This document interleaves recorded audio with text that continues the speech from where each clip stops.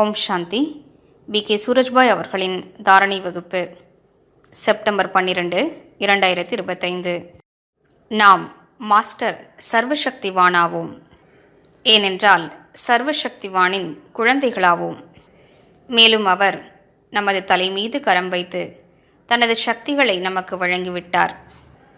நாம் உணர்ந்து பார்ப்போம், ஏற்றுக்கொள்வோம். இவ்வுலகில் நாம் மிகுந்த சக்தி படைத்தவர்களாவோம். நான் அனைத்து சக்திகளின் எஜமானனாவேன் என்ற உணர்வில் நிலைத்திருப்போம். நான் சுயராஜ்ய அதிகாரியாவேன். இந்த சக்திகளின் மீது எனக்கு அதிகாரம் இருக்கிறது.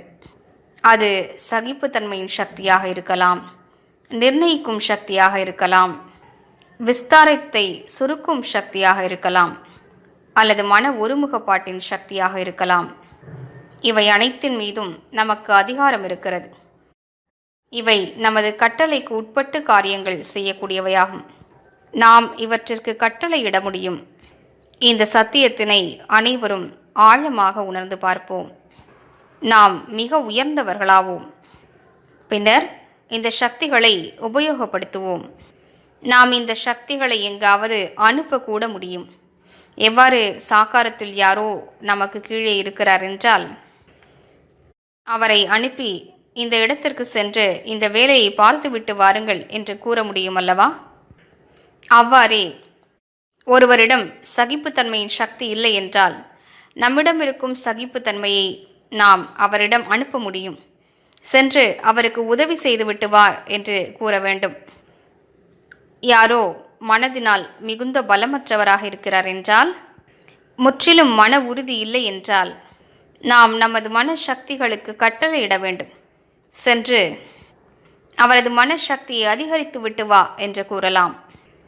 ஆனால் இது எப்போது நடக்கும் என்றால், நீண்ட காலம் நான் மாஸ்டர் சர்வசக்திவான் என்ற நினைவில் நாம் நிலைத்திருப்போமானால், அந்த யோக சக்தி நம்மிடம் சேமிப்பாகியிருந்தால் இது சாத்தியமாகும். இதன் அர்த்தம் என்னவென்றால், அனைத்து சக்திகளுக்கும் நாம் எஜமானர்களாவோம். நாமே எஜமானர்கள். அவை நமக்கு கீழே இருக்கின்றன. கூடவே நாம் இயற்கைக்கும் தலைவர்களாவோம். இது மிகப்பெரிய விஷயமாகும். உலகத்தவர் கூறுவது என்னவென்றால், இறைவன்தான் இயற்கையின் தலைவன் என்கிறார்கள். அது சத்தியமும் தான். ஆனால் அவரது மகான் ஆத்மாக்களாகிய நாமும் கூட இயற்கையின் தலைவர்களே ஆவோம். நமது தந்தை எதற்கு தலைவரோ அதற்கு நாமும் தலைவர்களே ஆவோம். இந்த சத்தியத்தையும் ஆழமாக நாம் உணர்ந்து பார்த்து ஏற்றுக்கொள்வோம். இந்த இயற்கை நமக்கு உதவி புரிந்திருக்கிறது. நாம் அதற்கு அடிமையாகிவிட்டு இருந்தோம். இப்போது 2 யுகங்களுக்கு பாபா நம்மை இயற்கையின் தலைவர்களாக ஆக்கிவிட்டார். எனவே நாம் இயற்கைக்கு சேவையும் புரிவோம். மேலும் இப்போதே இயற்கையின் எஜமானர்களாகிவிடுவோம்.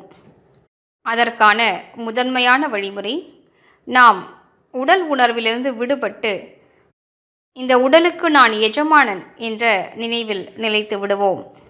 நான் நொடியில் அசரீரியாகக்கூடிய ஆத்மா. ஆத்மா இந்த உடல் என்ற இயற்கையின் எஜமானனாக இருக்கின்றேன். அதாவது இந்த உடல் என்ற இயற்கை என்னை கட்டிப்போட இயலாது, என்னை அடிமையாக்க முடியாது. 2வது சொரூபம், இந்த இயற்கை என்ற உடலின் கவர்ச்சியிலிருந்து நாம் விலகிச் சென்று விடுவோம். தனது உடலாகட்டும் பிறரது உடலாகட்டும் அனைத்து விதமான கவர்ச்சிகளிலிருந்தும் விடுபட்ட நிலை.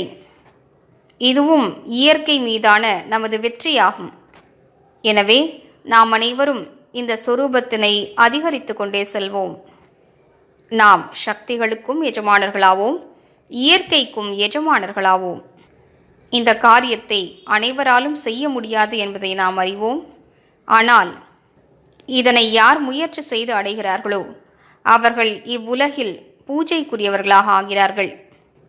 மேலும் வரக்கூடிய காலகட்டத்தில் அவர்களால் இயற்கைக்கு கட்டளையிட முடியும், இயற்கையை அமைதிப்படுத்தவும் முடியும். ஏனென்றால் எப்போது இயற்கையானது சூறாவளியை கொண்டு வருமோ, அனைத்தையும் அழித்துவிடும் என்ற நிலை எப்போது ஏற்படுமோ, அப்போது சில மகான் யோகிகள் சிறிது நேரத்திற்கு இயற்கையை அமைதிப்படுத்த வேண்டும்.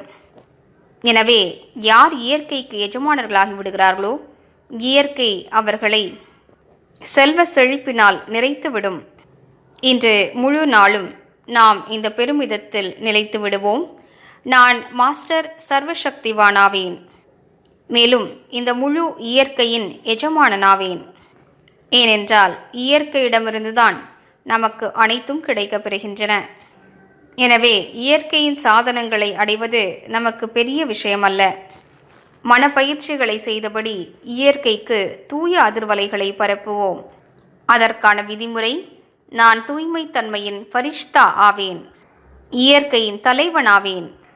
பாபாவிடமிருந்து தூய ஒளிக்கிரணங்கள் என் மீது பொழிந்து என்னில் நிறைந்து முழு இயற்கையிலும் பரவுகின்றன.